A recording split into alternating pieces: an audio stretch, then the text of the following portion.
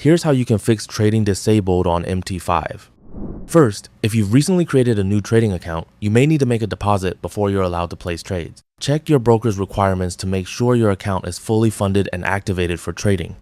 If you've already made a deposit, try reinstalling the MetaTrader 5 app. On your iPhone, open Settings and locate General. Tap on it and then access iPhone storage. Inside, find MetaTrader 5 in the list of installed apps. Open MetaTrader 5 and select Offload App. Once the app has been offloaded, tap Reinstall App to download it again. After reinstalling, open MetaTrader 5, sign back into your trading account, and check whether trading is available. Another possible reason for the trading disabled message is that the market is currently closed. Depending on the financial instrument and your broker, trading may only be available during specific market hours. If the market is closed, you'll need to wait until it reopens before placing a trade. That's all for this video. Thanks.